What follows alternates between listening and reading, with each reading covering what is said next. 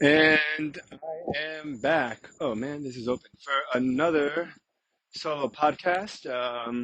It is Monday. I had just gone back from a weekend away in Orlando. It's November 4th. Tomorrow is national elections, which is pretty crazy because it feels like everyone's been talking about it for so long. I had this experience actually when my wife was expecting, um, where there's so much anticipation for a point in time, and there's so much nuance and detail that goes into it, and so much preparation, and so much thought, and so many conversations, and so much back and forth and debate, and then it doesn't ever actually feel like it's going to happen. I remember thinking to myself when my wife finally went into labor. Um, one of my buddies, Jason, was over with his wife, and they were going to come visit us down in Florida. They hadn't seen us yet. We'd been living there for about almost 2 years, year and a half, and he called me. He said, "Hey, can I come visit? How's that weekend?" And I said, "You could. You're more than welcome to." I said, "It's the weekend that my wife is due. If you want to," I was like, "I think that if I were you, I would just buy a refundable ticket just in case she gives birth, and just in case she gives birth, and I don't want you to have a ticket for nothing. So buy a refundable ticket." He ended up coming down, and lo and behold, he's here for the weekend. Saturday night, my wife has headaches, goes to the doctor. Turns out she has to be induced, and so my friend was there. We were hosting my buddy Jason while rather my wife went into labor, and he was in the house when when she gave birth, I think. So yeah, very funny. But one of the experiences that I had was there's two very significant experiences or thoughts that or sensations that I went through. One of them was having the feeling that my wife is pregnant, and I guess that's just the way life is now. Like, I wasn't conscious. I wasn't actually thinking that she's going to be pregnant forever, but you kind of feel like you're in a routine. Your day to day life for X amount of days, weeks, months is all based on this one thing, and you kind of just feel like things are going to be that way forever. And then there was the panic attack, which I believe I've talked about, but if not, I'll go into another time. Not a full on panic attack, just I guess my own variation of it. But I feel the same way about this election right now. That it kind of feels like if it almost doesn't feel like it's actually going to happen, and that we're just going to be stuck talking about Trump versus Harris for the rest of time. And I am excited to at least stop speculating and be able to put our next foot forward one way or the other. And I will be recording tomorrow live, I guess. Kind of live, because apparently we're not even going to find out what's going to happen tomorrow. But I have a special podcast with the couple of guests, and we'll be sure to have a good time doing it. So that is that.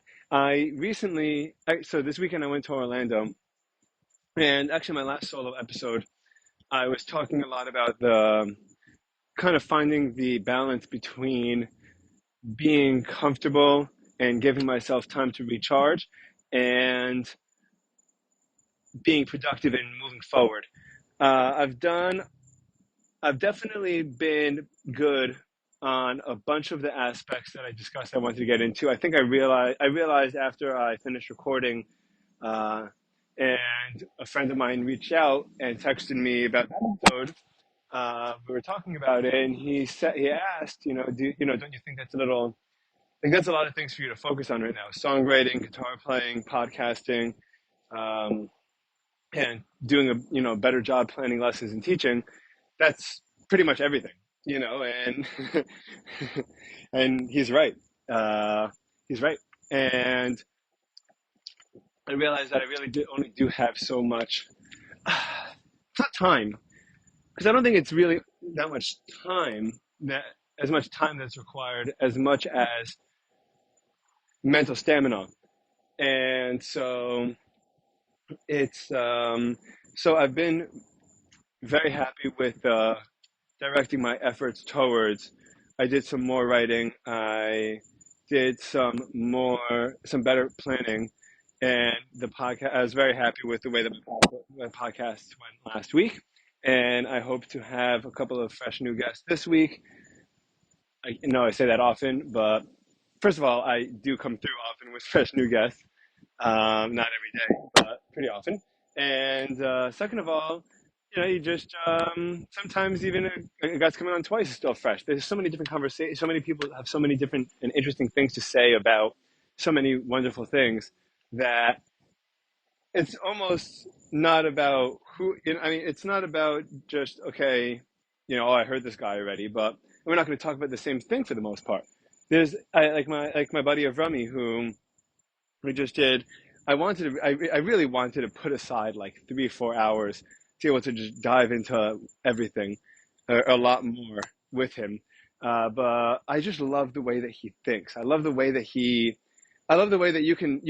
you'll tell him a sentence, you'll speak something to him, or you'll ask him a question, and his mind is so agile, and he just is able to look at things in so many different ways. And he says, well, it really depends on, like, if someone told me, immigration's a problem, and then I'd be like, yeah.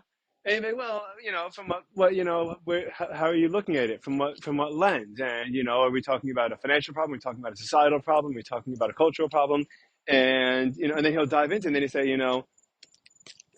and and we might even come to the same conclusion, or I might not have even walked away having changed my mind, but I just thought to think about it. So I learned to think about it so differently, and it's such a pleasure. It's so nice.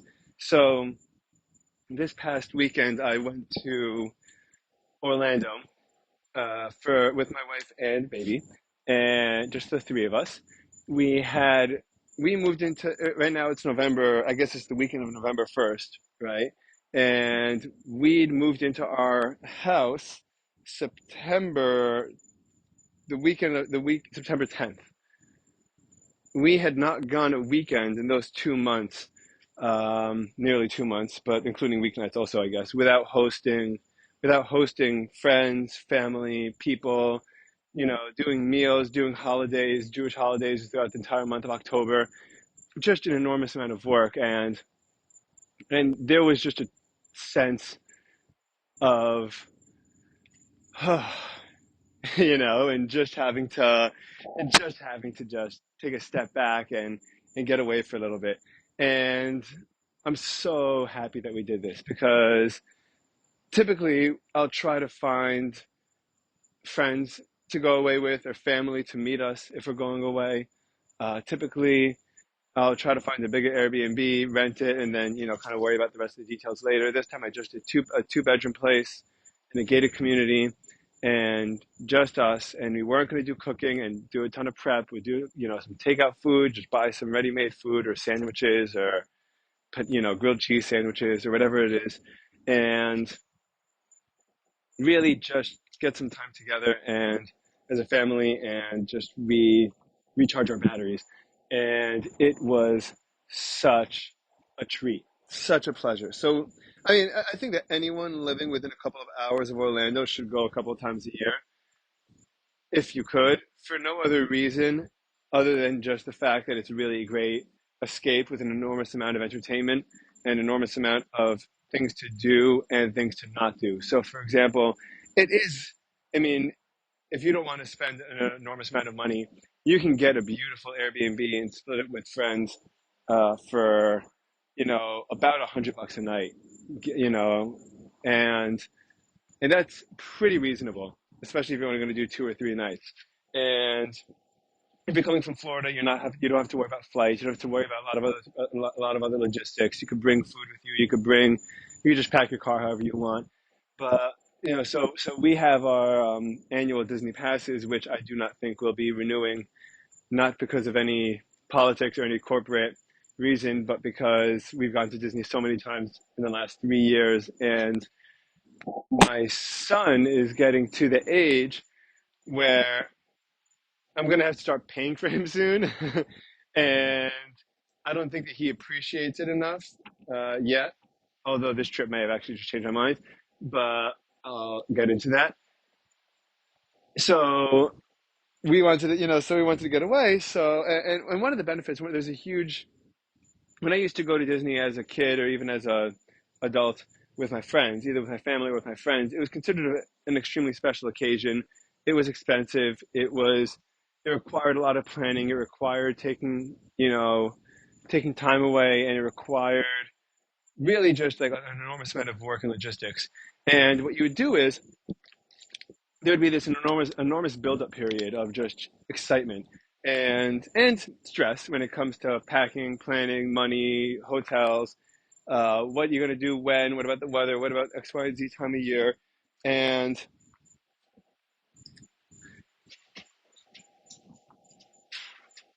and then when we would go, we would spend every waking minute that we could kind of just soaking everything in. I went. I'm going to sound like a crazy person, but I went with my buddies Ari and Sam. Both of them have been on the podcast. We lived together in Seattle. I think this was the summer before we moved to Seattle.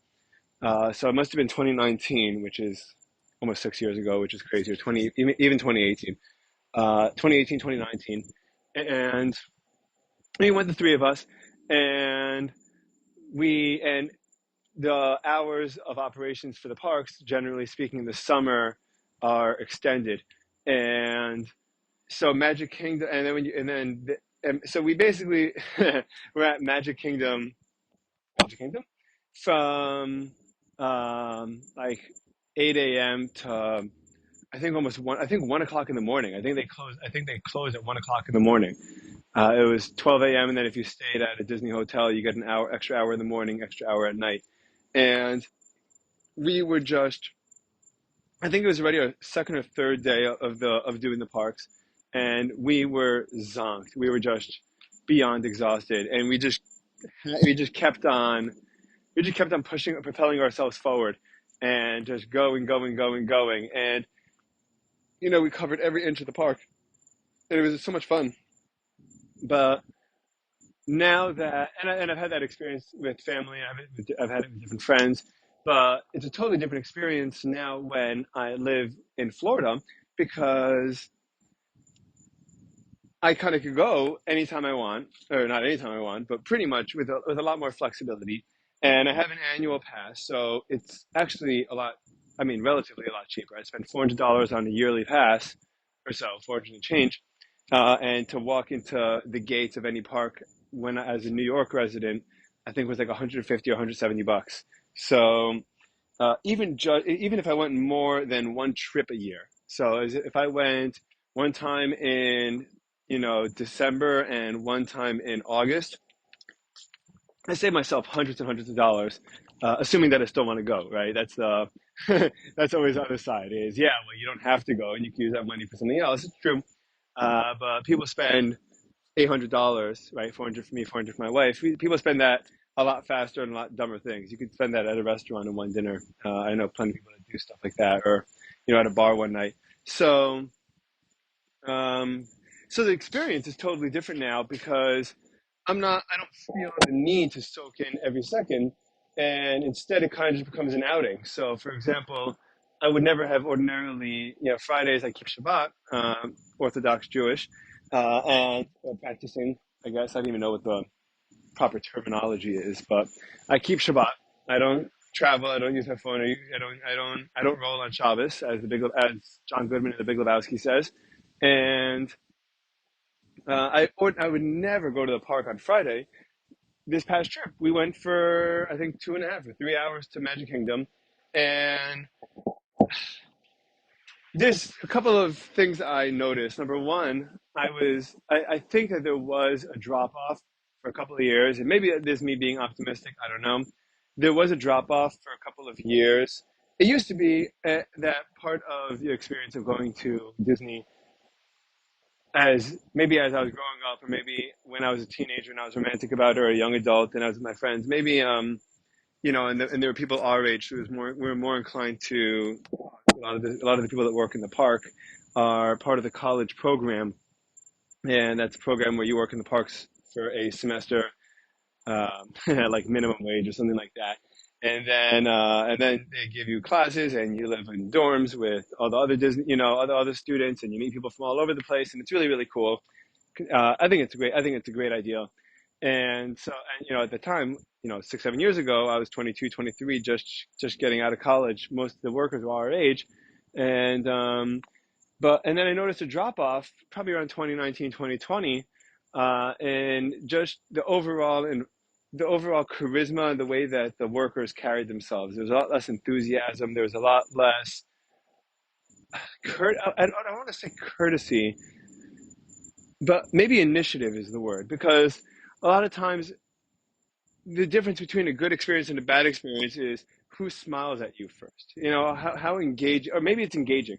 It's taking the initiative for being engaged, and for a while it felt like the employees were really not doing that, and it leads to a very tangible difference in the environment in the park, because I think about this, every time I go, or when I talk to my friends about this, but people literally go into credit card debt for years to be able to take their family to Disney one time. If you have a guy from Minnesota, a guy from Wisconsin, a family from Chicago, from Illinois, and they're waiting the perfect age. The kids are going to be 13 and 15. They're planning this for 10 years or 5 years, and they're saving up and they're putting money aside, and then they take out some extra money in credit. They spend a little bit more on their credit cards than they should. And I've actually spoken to people online, like just people around the parks, while waiting in line, and I've heard similar sentiments being echoed. I think that certain people were more implying it rather than straight out saying, "Yeah, we went into credit card debt for this." But I've heard that too, and Um, it's crazy. It's crazy to me. But if you're feeling like if you're an adult, or you're a parent, or you're a kid, you're someone that spent a lot of money on something, and you go to and it's for this magical, wonderful experience, and you go to the park, and the workers there look like the last thing they want to do is be there, and and it's packed, and there's even just the tone of voice that you use could really cause an extreme change or shift in the overall dynamic. And for a couple of years, it didn't feel very pleasant to spend time there. It really, it didn't. It wasn't as much fun. Um, and I was drinking the whole time while I was there too. So I was more inclined to have a more fun time than not. And I still was able to I was able to feel that out. That was something that was very tangible to me.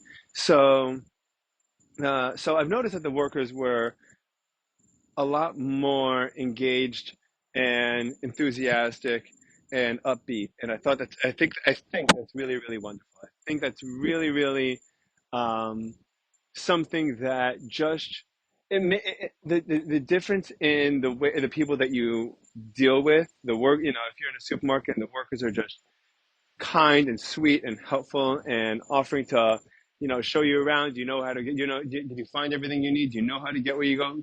Like Trader Joe's actually is really good at that. I'm getting on a tangent over here, but so we went to the park on Friday, and went to Magic Kingdom on Friday, and my 1.5-year-old, it's incredible the amount of consciousness has developed in the last, or how much his brain has developed in the last couple of months. He recognizes cars, he recognizes shoes, he recognizes boats. He's aware of his environment. He's engaged in what's happening around him, and it used to be that I mean, obviously, he's only 1.5. I mean, there's not many steps before that point, or 18 months, as my wife says, which I guess is probably a little bit more than 1.5. Is it? No, it's just about half, 1.5. I think it's 19 months now. Um, but yeah, but when I did this trip, I wasn't doing this trip. I wasn't experiencing this trip through the eyes of a nostalgic adult who's who's just there for a good time and whatever. I'm looking through the eyes now of my kid, and I'm paying attention to his experience, and I'm living vicariously through him. I'm pointing details out, nuance out to him that I hope that he catches, that I want him, that I know will excite him, that I know is out of the ordinary, that he doesn't usually get to experience. And it was such a beautiful and wonderful experience. I, and there's so many things that so many people complain about, myself included. The fact that by the time you park your car in the Magic Kingdom parking lot, if you've never been to Disney World, it's one of the biggest parking lots in the world. The parking lot for Magic Kingdom in Disney World, I believe, what I've read, I don't know if it's true, is apparently bigger than the entire Disneyland in California, just the parking lot in Magic Kingdom.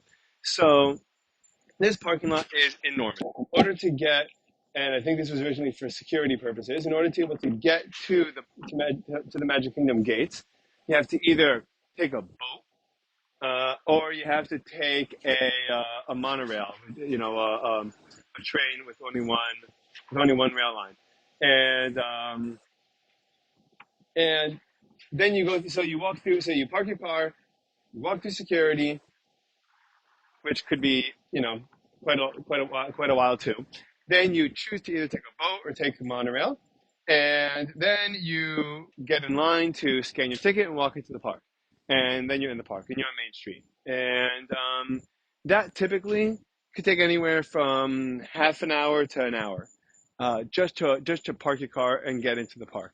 So I hate that process, like every normal, sane person. I don't enjoy it. I don't enjoy the fact that if I have limited time on vacation, or we're planning to get to the park by 10, and we pull into the parking lot at 9:45, and I walk onto Main Street at nearly 11. What just happened?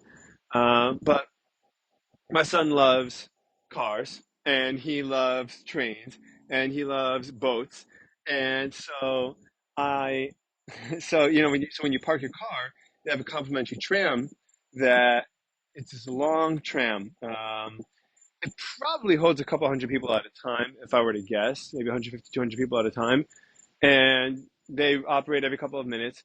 And my son was so excited to get onto that. He just saw it coming from a distance, saw it around the corner, around the bend, and we hop on it. And he's having the time of his life.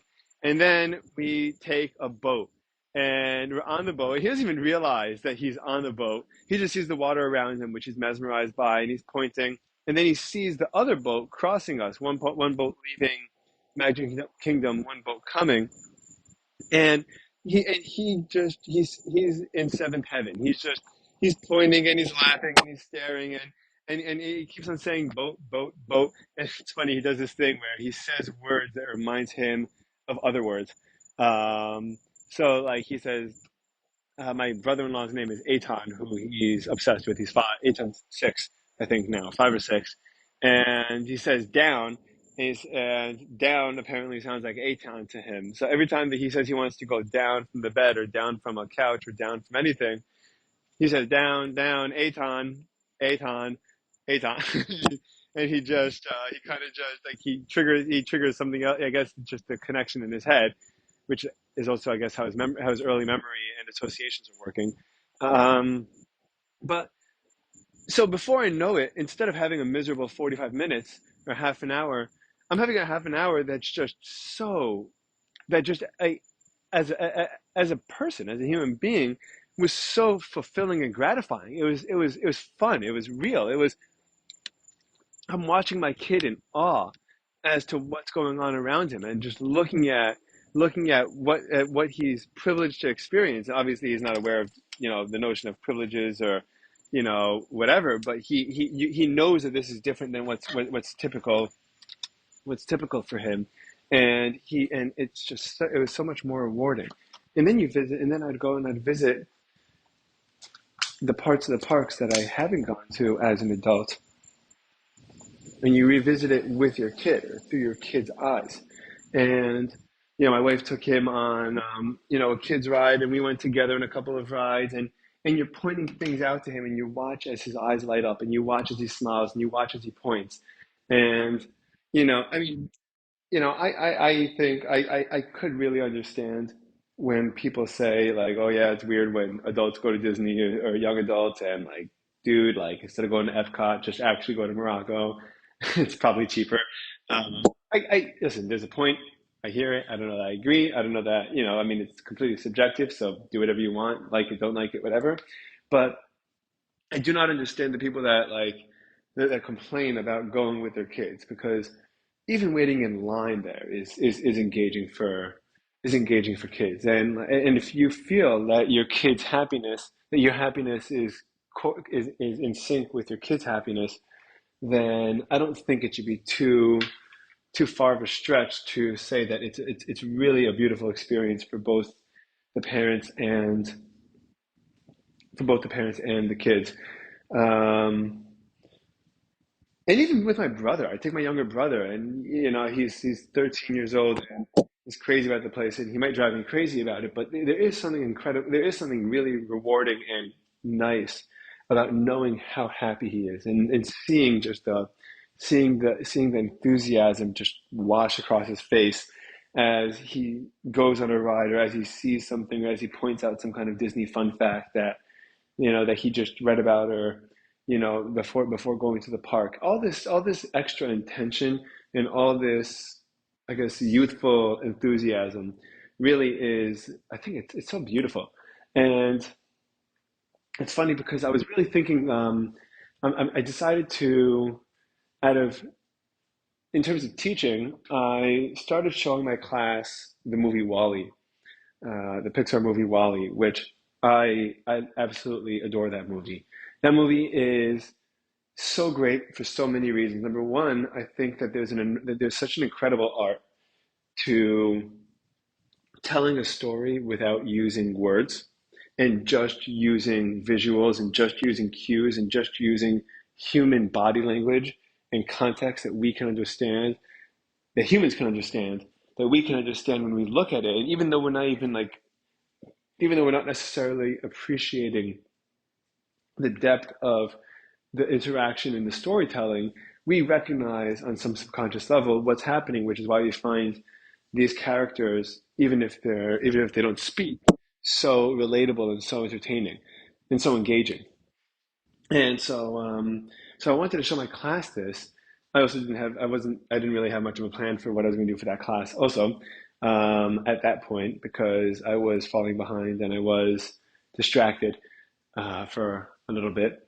And then I realized that, and I don't know if this was on purpose or not, but the premise of the movie, which is that Earth becomes Earth becomes uninhabitable due to a massive buildup of garbage, and so there's a mission by this enormous corporate company called B&L, by and large, I think, and to go to space for 5 years while their robots clean up the Earth, make it habitable again. And we'll be in space, and we'll have everything we need there. We'll have food, we'll have water, we'll have entertainment, whatever we need. And and Wally is this robot that's responsible for cleaning up, and Eve is the robot that's responsible, a drone robot or a probe that's responsible for looking for life to confirm whether or not humanity is ready to return to Earth. And in that, but it turns out that top secret, confidential, but that Earth that was became too toxic and they weren't able to return. And instead of 5 years, they were in space for 700 years, which may not even have felt like 5 years for most of them if you just think about the relativity of, based on how far they are from Earth or not. I don't know how far this went, but a fictional movie and a fictional plot line, so I will let that be. So I, and one of the things that you notice in the movie is that the robots, through, I don't know what the term is, work or through work, say, or physicality, become human in a sense. Wally likes to listen to music while he works, and Wally is caring, and he's sensitive, he's tender. He cares about things that he collects. He's curious, things that grab his attention that might not be garbage. He takes care of and takes care for, like his pet cockroach. Um, and whereas the humans, we develop to the point where we have become the robots, where we don't, where we become mindless and we become lethargic and we become, and I don't know, if robots are quote unquote lethargic, but they're certainly not creative as far as we know. Hoping that stays that way. And and one of the things that I think that this movie was amplifying, or a question that the creators were asking and the writers were asking, was, to what makes a human a human, and what drives us to behave the ways that we do. What causes love? What causes curiosity? What causes passion? What causes tension? What causes fight? And it doesn't really feel like anyone. And then with your experience with the humans on the spaceship, it doesn't really feel like there's any life to anybody, and that might be a consequence of the the fact that there's no physical, and there's no involvement in anything. They're just kind of living their lives, passing by, and that really led me down the thought process rabbit hole, I guess, the thought experiment of, you know, I think that, what's the purpose of technology, and I think that I think one of the purposes, or the main purpose, is to make our lives easier, because technology doesn't have to mean computer. Technology could have been the first pulley system. I mean, that was a variation of technology too. And technology could have been, um, using a wheel. That was technology, or using a chariot with a horse. That's technology. So technology but the alternative is to be running barefoot, or the alternative is to be picking up this rock by yourself and then getting injured, or whatever it might be. And um, but so on one hand, technology makes our life easier. On the other, and therefore creating more. I want to use the word comfort, or stability. Comfort, I think, is probably a better word. Comfort is in the sense of, I don't need this done for me. I don't need to do this. This is getting done for me. I feel that way, for example, about my advertising. I advertise I have paid advertising running for the company, for the business that I work with, for in place of cold calling. And my dad, who grew up in a world of knocking on people's doors and going to hospitals and going to private practices, and door-to-door salesman, like Will Smith in The Pursuit of Happiness. um, Not to equate my dad to Will Smith, but like that. um, and now I'm like, listen, Pop, cold calling sucks. I hate it. I hate the feeling of bothering people. I hate the feeling of rejection. I hate the feeling of, this person didn't ask for me to call them, didn't put themselves on any list. Like, I googled hospitals or imaging centers in X, Y, and Z zip code, 33021 10977. Oh my God, I forgot my Seattle zip code. I'm not gonna remember it. No, I'm not gonna remember it. I have no idea. Um, but the point, Google different zip codes, and then just call them and say, "Hey, are you looking for medical equipment?" And I hate that feeling.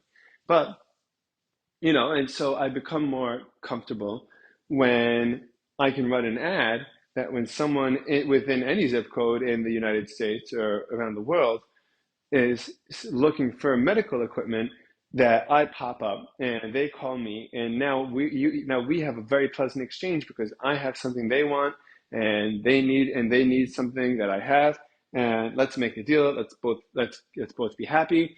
Let's make some money, and we'll move on. That's that's comfort. in my opinion. That's where technology and comfort kind of go hand in hand. Uh, and we're having, I think we're at a point in time where we're going to see in the next, I, let's say to be conservative, 50 years, 100 years, we're going to have, we're going to have a lot of a lot of jobs automated, a lot of resources. We're going to have an abundance of resources, I hope. And we're not, and people aren't going to have to work the same way as we always did.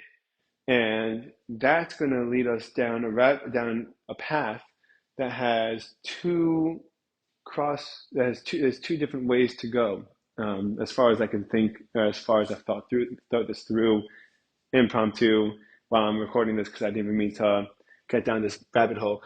But one path could be this Wally path, which is essentially the cessation of human consciousness and beings. And even though, yeah, people are alive and people are, functioning, only by the absolute bare definition of the word, like not really, really, you know?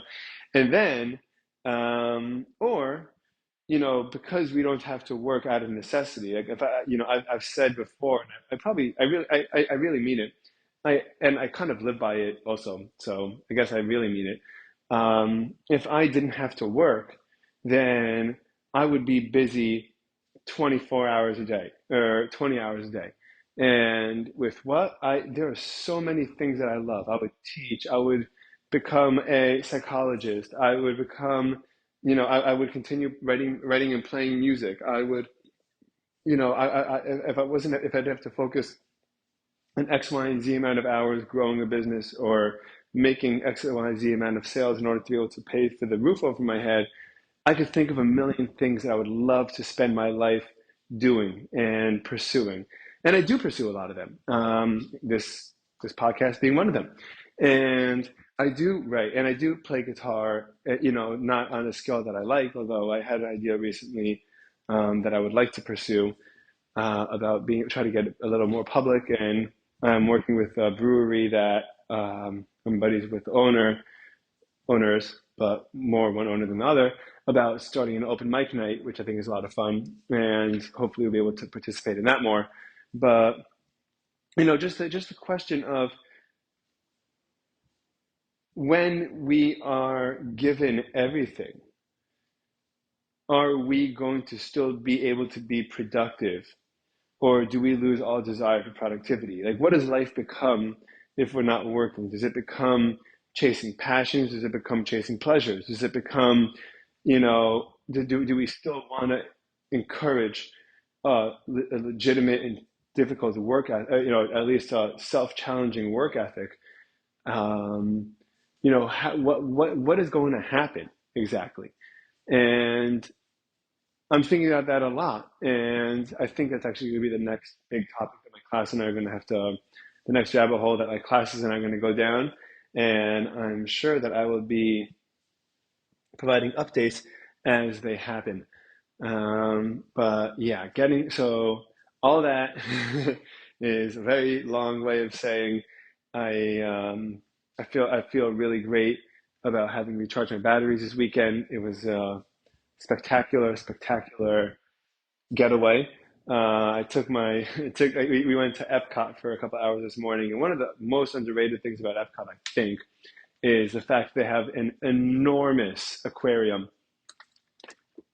Oh, yes, an enormous aquarium, and my son was in heaven.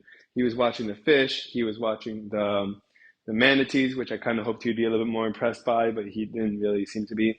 He watched the sea turtles.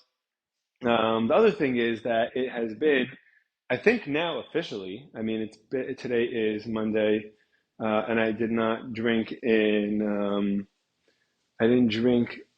since last Saturday night. So so let's say from Sunday to Monday. It's been 9 days that I did not drink alcohol, and it is, um, hmm,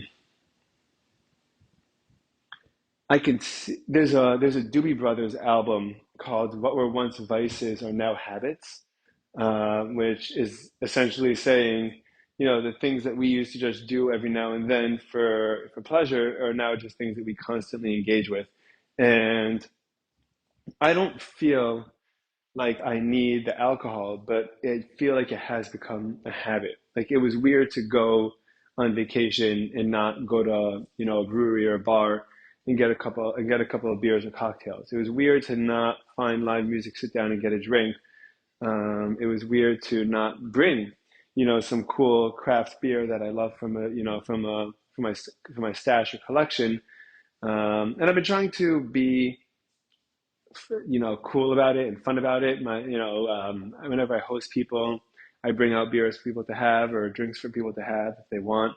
I don't have it myself, but it's not that I can't be around it. I think it just became really a habit.